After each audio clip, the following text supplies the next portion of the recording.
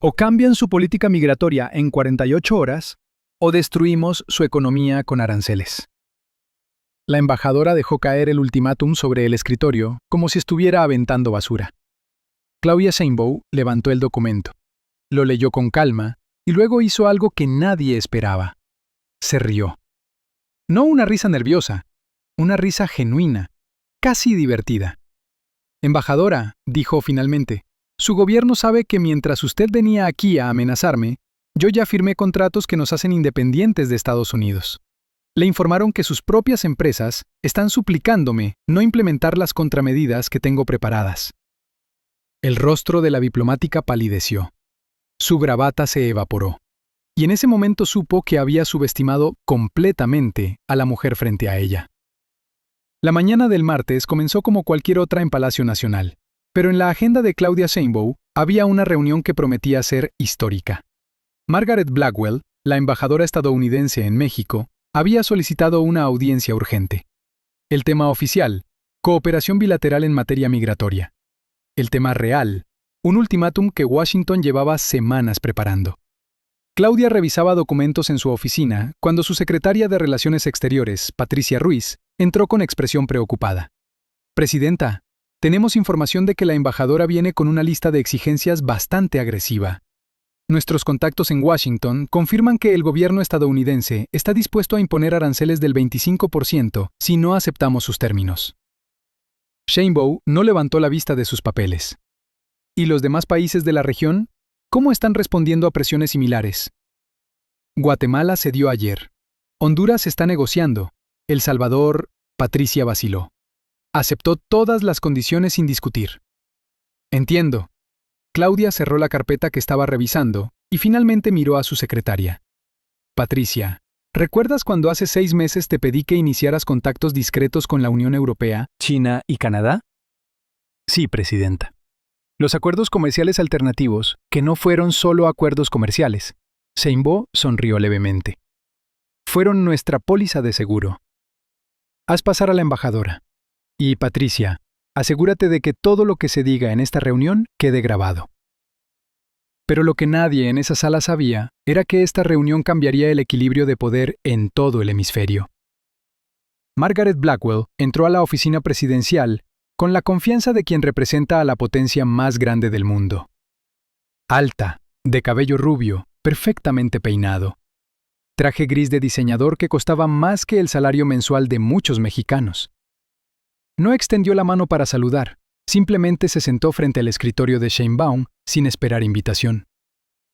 La presidenta Sheinbaum comenzó sin preámbulos. Su español era perfecto, pero con un acento que transmitía superioridad más que cortesía. Vengo directamente de Washington con un mensaje del presidente. La crisis migratoria en nuestra frontera es insostenible. México debe implementar controles más estrictos, detener caravanas antes de que lleguen al norte, y aceptar el retorno inmediato de todos los solicitantes de asilo procesados en territorio estadounidense.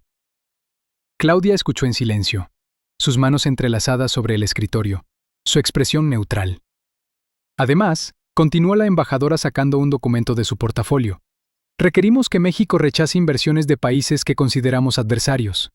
Específicamente, cualquier acuerdo con China en sectores estratégicos debe ser aprobado por nuestro Departamento de Estado. Blackwell deslizó el documento sobre el escritorio. Era grueso, al menos 50 páginas. Estos son los términos completos, no son negociables. Tienen 48 horas para aceptar.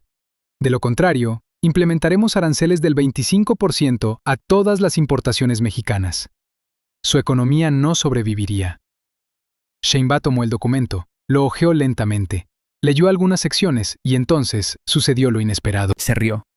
Primero fue una risa contenida, luego creció hasta llenar la oficina. No era una risa de nerviosismo o incomodidad, era genuina, casi como si hubiera escuchado el mejor chiste del año. Margaret Blackwell parpadeó desconcertada. Perdón, discúlpeme, cosa embajadora, dijo Claudia, limpiándose una lágrima de risa. Es que hay algo deliciosamente irónico en todo esto. Usted llega aquí con amenazas de aranceles, exigiendo que rechacemos inversiones chinas. Hizo una pausa. Su sonrisa se convirtió en algo más frío, más calculado. Su gobierno la informó sobre lo que he estado haciendo los últimos 6 meses. La embajadora frunció el ceño. No sé de qué habla. Por supuesto que no. Sheinbaum abrió un cajón de su escritorio y sacó 3 carpetas. Cada una era más gruesa que el ultimátum estadounidense. Mientras Washington preparaba sus amenazas, yo preparaba alternativas. ¿Sabe qué es esto? Deslizó la primera carpeta hacia la diplomática. Blackwell la abrió con cautela. Sus ojos se ensancharon al ver los sellos oficiales de la Unión Europea. Esto es un acuerdo comercial integral con la Unión Europea firmado hace 3 semanas en Bruselas. Elimina el 95% de los aranceles entre México y los 27 países miembros. Acceso preferencial a un mercado de 450 millones de consumidores. Sheinbaum deslizó la segunda carpeta. Y esto es un tratado de cooperación tecnológica y comercial con Japón, Corea del Sur y Australia. Inversiones garantizadas por $200.000 millones en los próximos 5 años. La embajadora palideció visiblemente. Espere, esto no puede. ¿Y el tercero? Claudia empujó la última carpeta, la más gruesa de todas. Este es mi favorito. Alianza Estratégica México, China, Canadá. Comercio trilateral, inversiones conjuntas en infraestructura, transferencia tecnológica. Firmado hace 2 semanas. El primer ministro canadiense estuvo encantado de participar, especialmente después de que le mencioné cómo Estados Unidos había tratado de presionarlo también. Eso fue el momento crítico. El momento en que la arrogancia se transformó en pánico. Margaret Blackwell intentó recuperar la compostura. Presidenta, está cometiendo un error muy grave. Estados Unidos no tolerará. ¿No tolerará qué? La voz de Sheinbaum cortó el aire como un cuchillo. Se puso de pie, caminando hacia la ventana que daba al zócalo. No tolerará que México ejerza su soberanía, que busque socios comerciales diversos, que se niegue a ser tratado como un estado vasallo. No es así como es. Exactamente así. Claudia se volvió, y ahora su expresión ya no mostraba humor, solo determinación férrea. Déjeme explicarle algo, embajadora. Durante décadas, México ha sido el vecino complaciente, el que acepta presiones, absorbe migrantes, combate carteles con nuestros recursos, mientras ustedes consumen las drogas. Hemos sido el mercado cautivo, el proveedor barato, el amortiguador de sus problemas. Pero eso terminó. Blackwell abrió la boca para protestar, pero Sheinbaum levantó una mano. Ahora, déjeme explicarle su situación real. Si Washington implementa aranceles del 25%, sí, nuestra economía sufrirá. ¿Pero sabe qué más pasará? Los precios en Estados Unidos se dispararán. Cada aguacate, cada tomate, cada auto fabricado en México se volverá un 25% más caro para el consumidor estadounidense. Y tenemos contratos ya firmados para exportar esos mismos productos a Europa y Asia sin aranceles. La embajadora tragó saliva por primera vez desde que entró. Parecía insegura. Pero hay más, continuó Claudia volviendo a su escritorio y tomando otra carpeta. Esta de color rojo. ¿Sabe cuántas empresas estadounidenses operan en México? 2.300. ¿Sabe cuántas de ellas me han contactado en las últimas 2 semanas suplicando que no implemente contramedidas si su gobierno procede con los aranceles? Todas. Cada una de ellas. Porque saben que tengo preparado un paquete de regulaciones que haría sus operaciones aquí complicadas. Eso sería retaliación. No, embajadora. Sería ejercer nuestra soberanía regulatoria. Exactamente lo que ustedes hacen constantemente con empresas extranjeras en su territorio. Sheinbaum se sentó nuevamente, su mirada fija en la diplomática. Así que, aquí está mi ultimátum.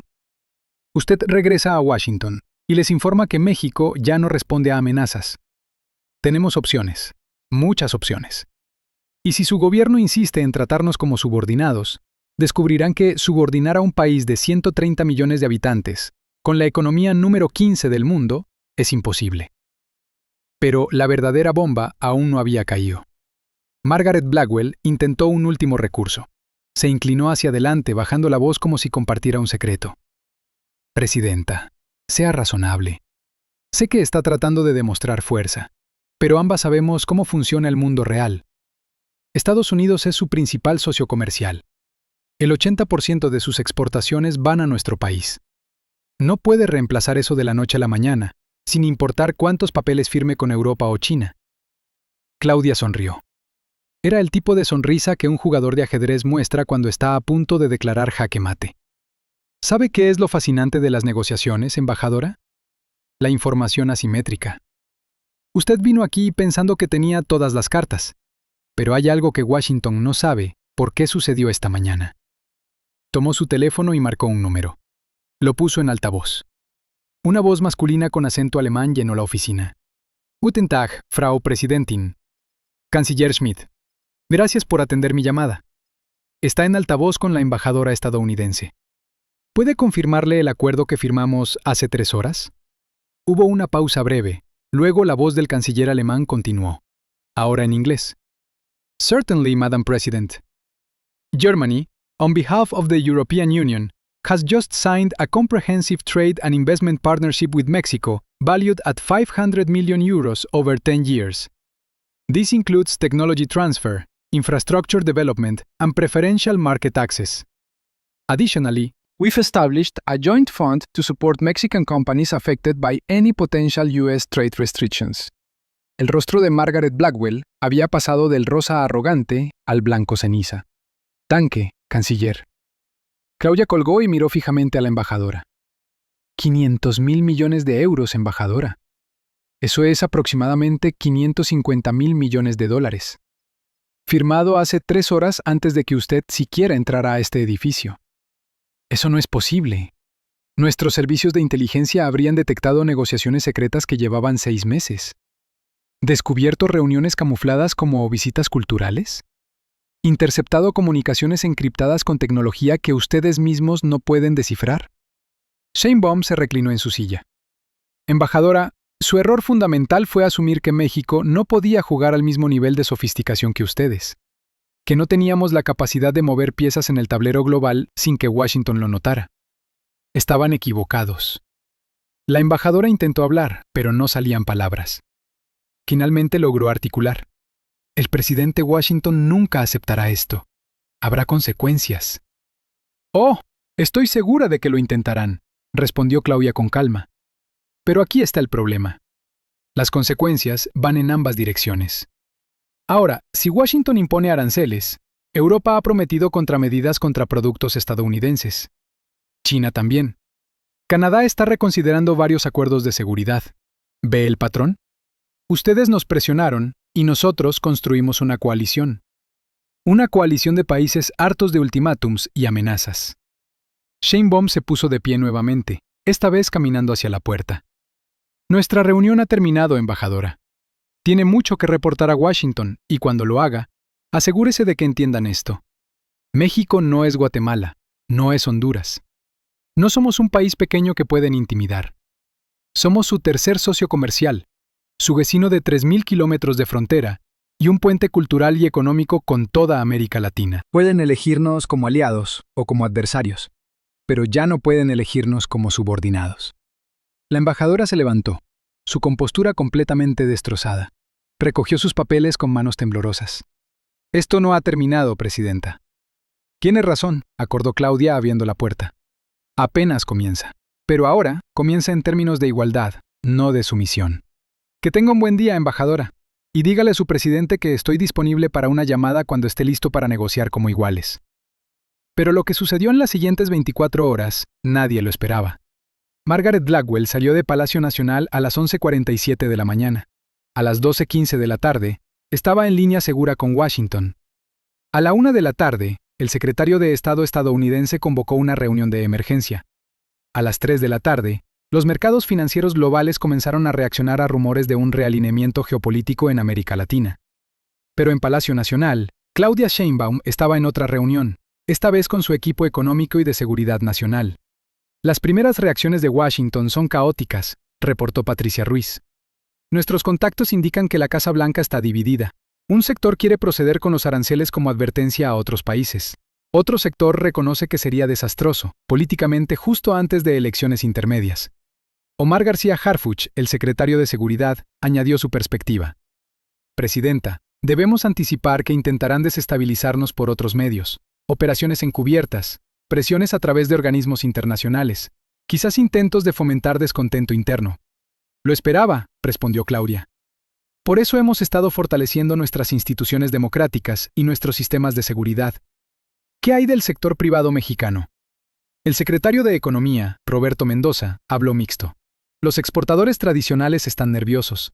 pero los que han diversificado mercados están entusiasmados. Las empresas tecnológicas ven enormes oportunidades con las transferencias de know-how europeo y asiático.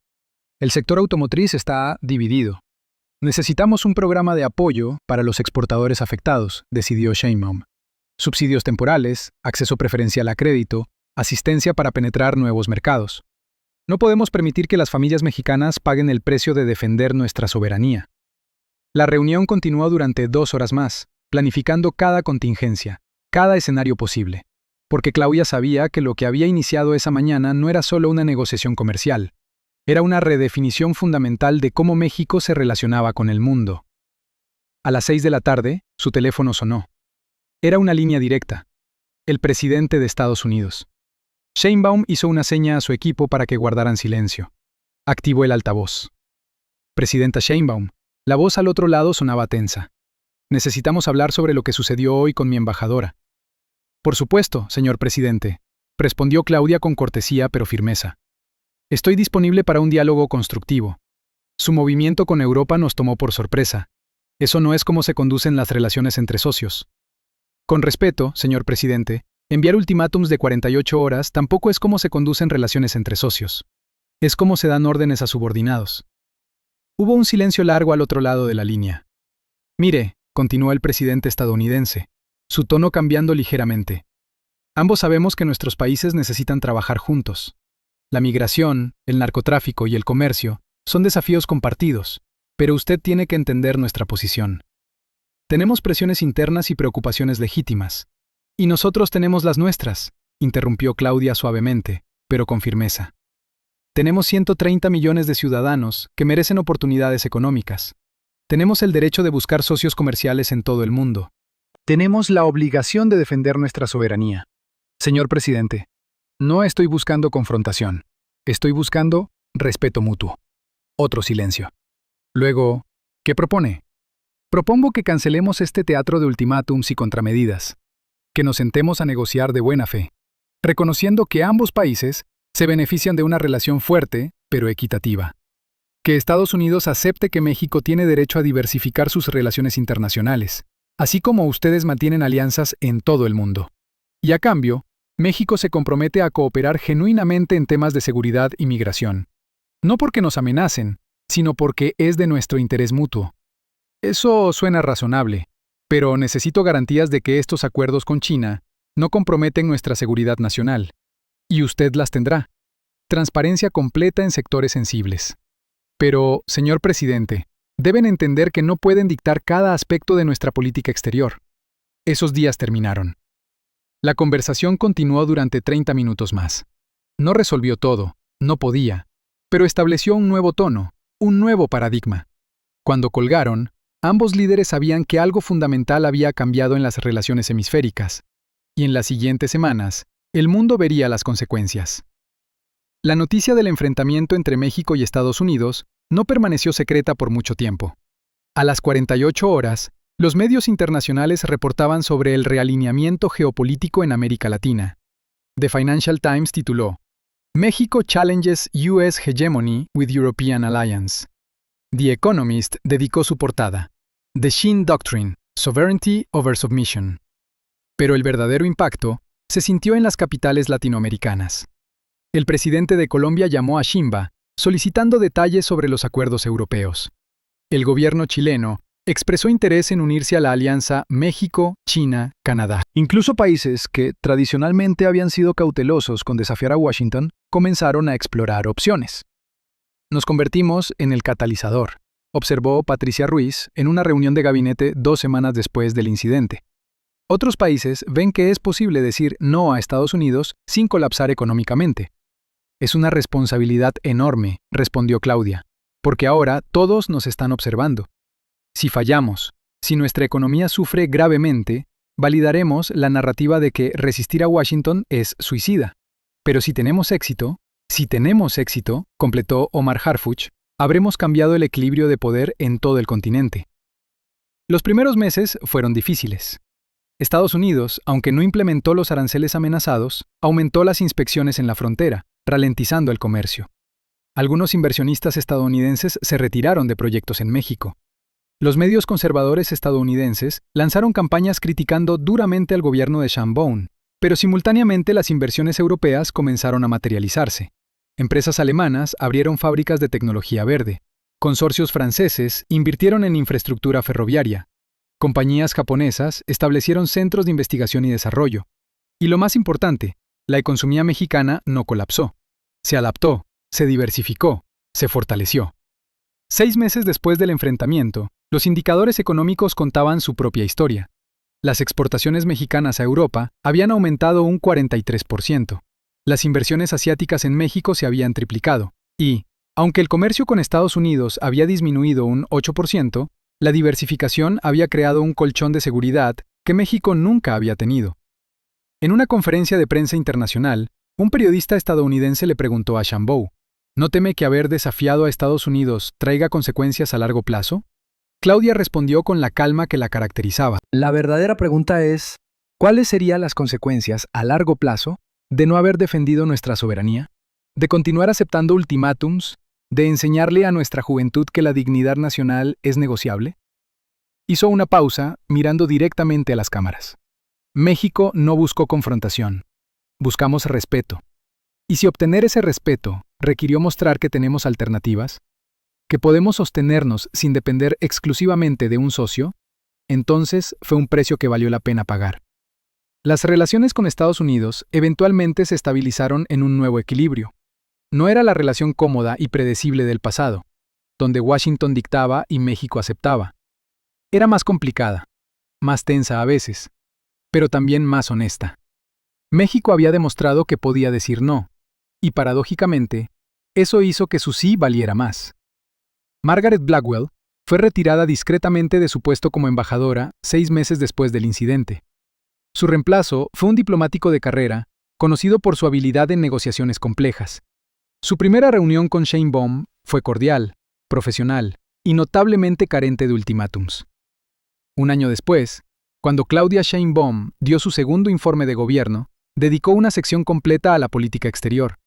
Aprendimos que la verdadera independencia no se declara con palabras bonitas, se construye con preparación meticulosa, con alianzas estratégicas y con la voluntad de defender principios, incluso cuando es difícil.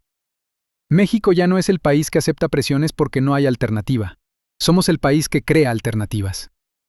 La ovación fue ensordecedora, pero para Claudia, el verdadero logro no estaba en los aplausos. Estaba en saber que México había cruzado un umbral. Había pasado de ser un país que reaccionaba a presiones externas, a ser uno que proactivamente moldeaba su propio destino. Y en una oficina en Washington, D.C., analistas de política exterior reescribían sus evaluaciones sobre América Latina. Porque lo que Claudia Sheinbaum mostró no era solo que México podía resistir presión estadounidense, era que había una nueva generación de líderes latinoamericanos que valoraban la soberanía tanto como la cooperación, que estaban dispuestos a pagar costos económicos a corto plazo por respeto a largo plazo, y que el mundo multipolar, que tanto se hablaba en teoría, estaba comenzando a manifestarse en la práctica. La embajadora, que había entrado a Palacio Nacional con un ultimátum, había desatado algo que Washington no anticipó, no una crisis bilateral, sino un despertar hemisférico. Otros países miraban a México y se preguntaban, si ellos pueden defender su dignidad, ¿por qué nosotros no? Y esa pregunta, más que cualquier acuerdo comercial o alianza estratégica, era el verdadero legado de aquella mañana, cuando Claudia Sheinbaum se rió de una amenaza que otros habrían aceptado en silencio. Porque a veces, el acto más revolucionario no es gritar, es sonreír, mostrar tus cartas y demostrar que el juego ha cambiado. Y que quien pensaba que tenía todas las ventajas, en realidad estaba jugando con reglas obsoletas.